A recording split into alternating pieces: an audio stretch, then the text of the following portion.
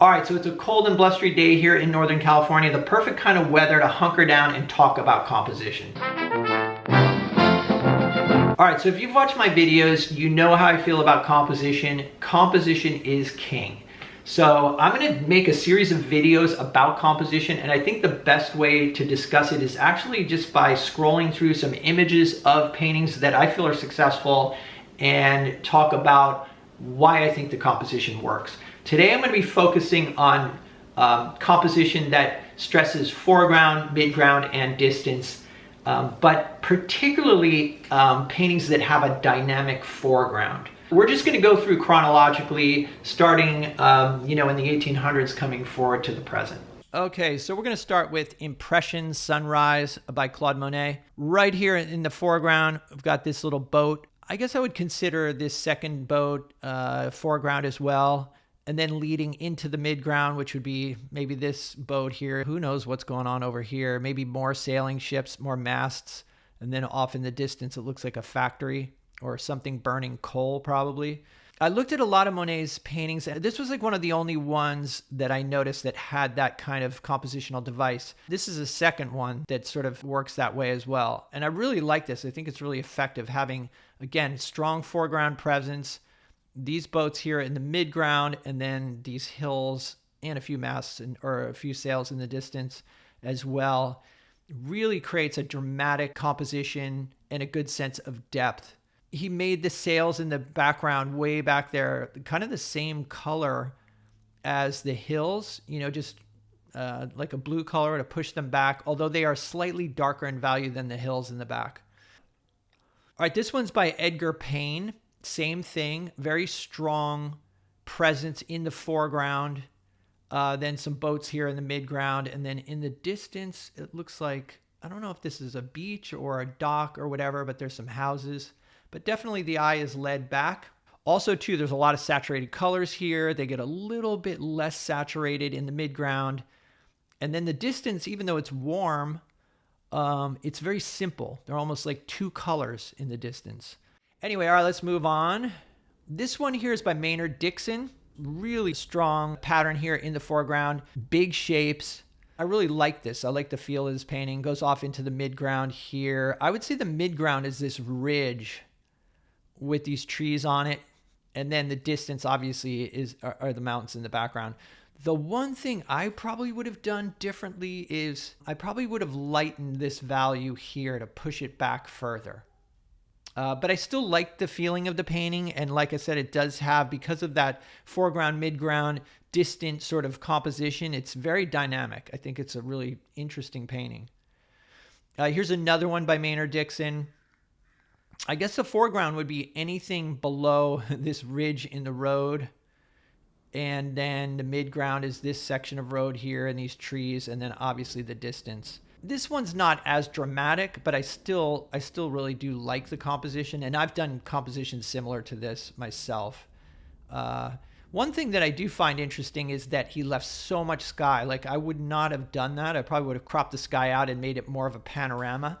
However, I do feel like having all that sky does allow, or does create a different feeling. Like, I think part of what you experience when you're out in the desert is that the sky seems so big.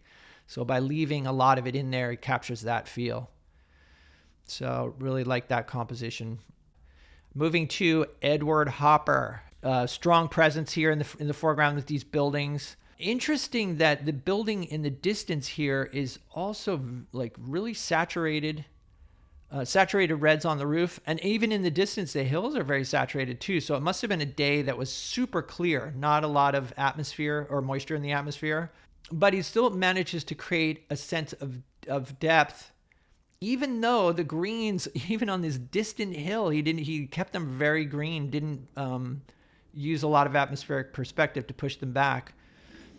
I think what creates depth in this painting is the scale. You've got large buildings in the foreground, and then these are much smaller, and the hills are smaller as well. So he still is able to create a sense of depth without using atmospheric perspective. And there are days like that where you go out to paint and it's just crystal clear.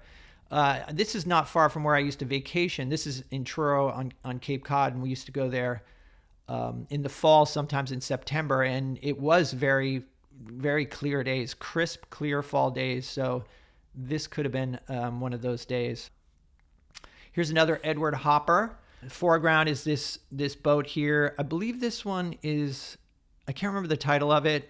Bootleggers, I think is what it was. So there were smuggling in liquor. So you've got the foreground boat here. Midground is this house here, this with the mansard roof, and then there's this guy waiting, and then off in the distance this dark and somewhat awkward bunch of trees. It's a very strange shape to that.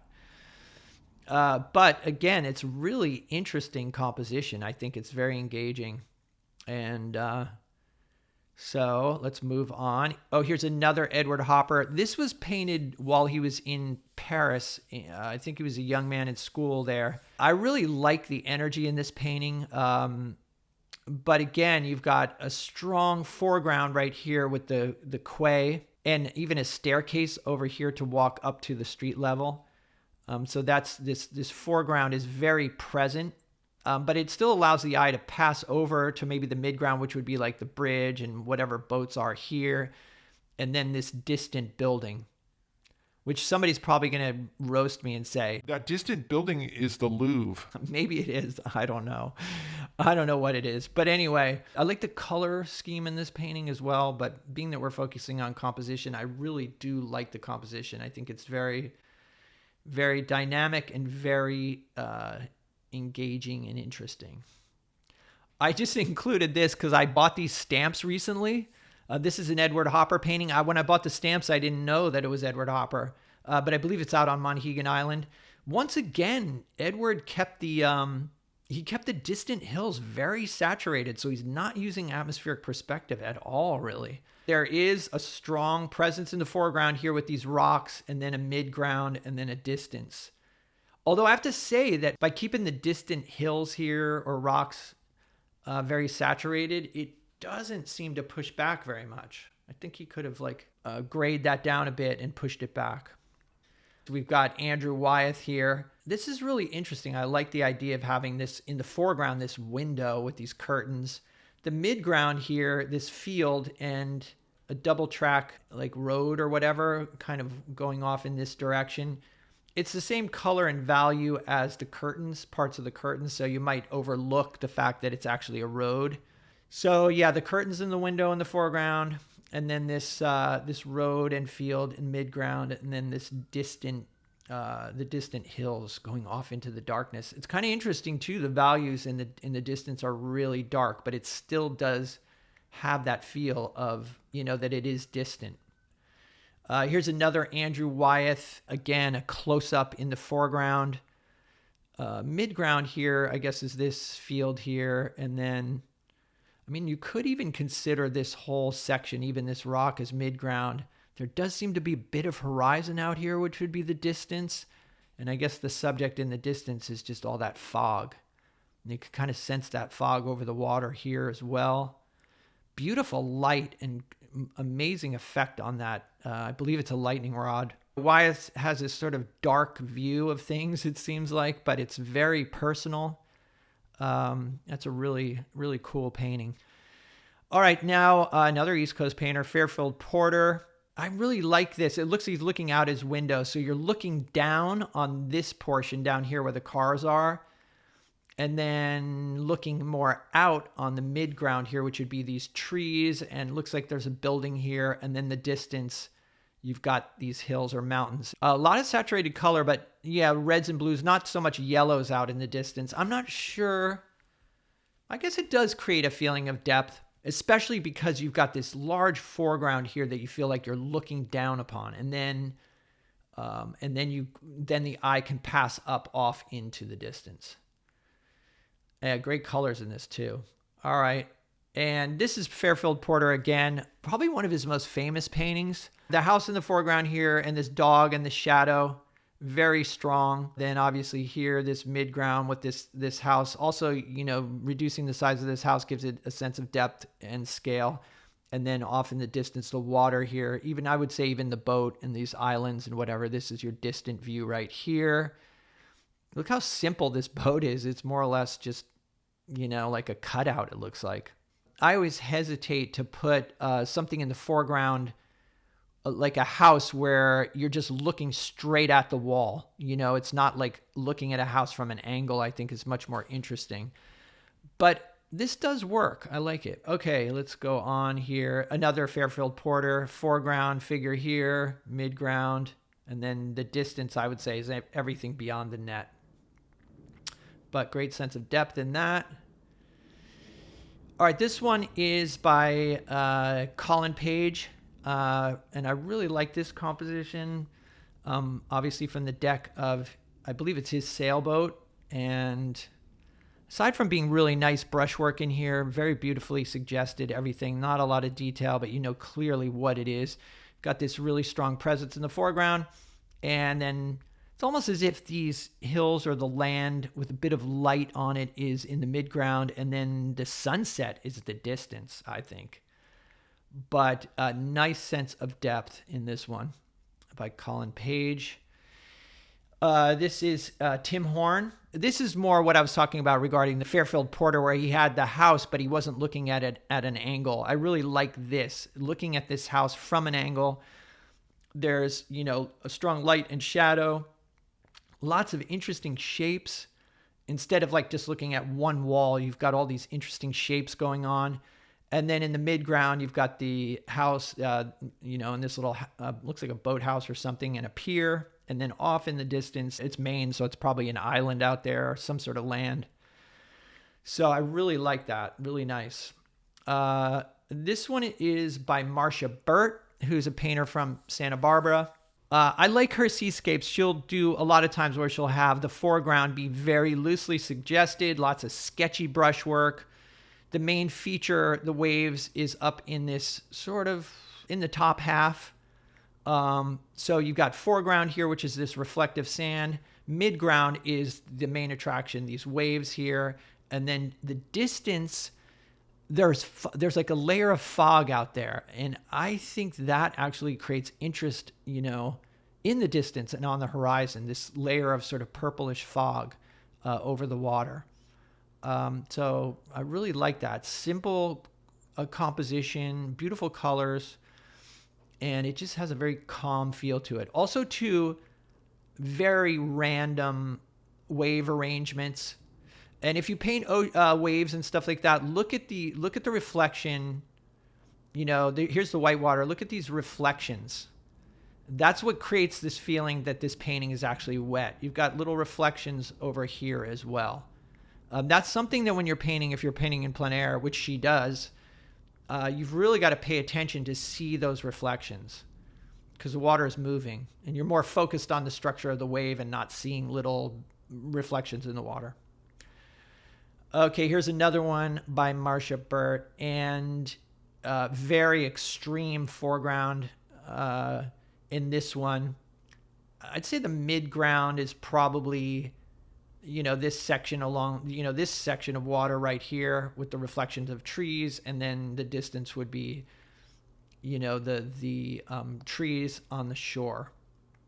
All right, this one is by Scott Hamill, who's been in some of the videos. Really thick paint application here, which is kind of cool, like that. But I love this, like these big rocks right in the foreground, and then midground would probably be this, this cliff here, which runs right off the top. I don't usually do that, but I think that really works. And then the distance would be, this cliff or group of rocks here, and he's added a lot of atmospheric perspective to push that back.